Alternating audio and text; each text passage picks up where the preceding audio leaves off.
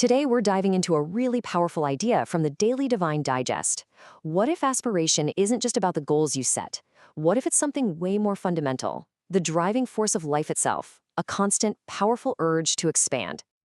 And this is the profound question the source material kicks things off with. It's really the heart of our entire explainer today. It's a challenge, right? It asks us to just stop for a second and think, what is life, if not this constant, non-stop drive to get better? So that's a huge idea. How do we even begin to unpack that? Well, the source gives us a beautiful and, a really simple place to start. An analogy from the natural world. I want you to just picture a simple creeping vine. To you and me, its growth is pretty much invisible, right? Almost imperceptible. But if we could zoom in, if we could magnify it, we'd see this constant, relentless upward movement. That steady, quiet, unstoppable growth. That's the very essence of what the source is calling aspiration. And that's what's so elegant about this. That whole complex process, that quiet, constant push for more, is boiled down to this one simple, powerful definition. Aspiration, at its very core, is just the urge to expand.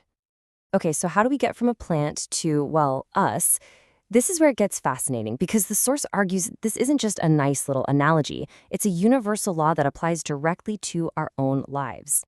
The source text makes this connection crystal clear. It argues that the creeper's growth isn't just a metaphor. It's the same continuous principle of life that applies to us. It's a universal law. And this brings us to a really crucial takeaway.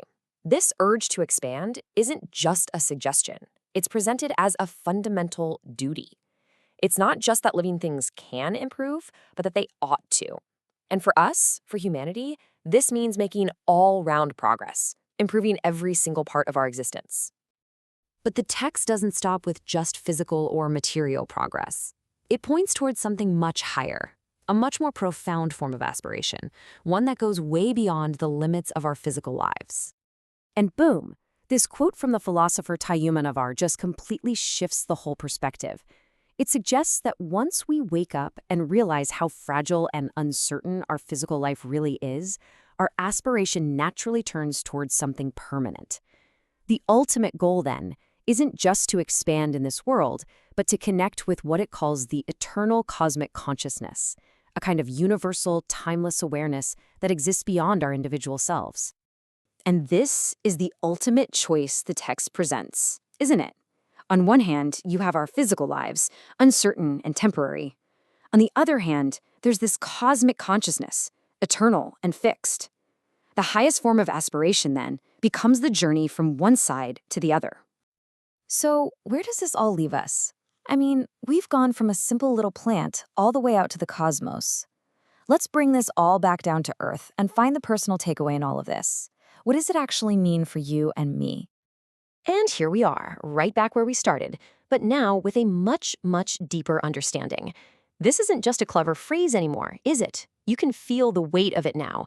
We see it as this principle that works on every level of existence, from the smallest vine to the highest spiritual goals. So we'll end with this. If life itself is a constant upward reach, then the only question left is a personal one. What are you aspiring towards? What is your life reaching for? That's definitely something to think about.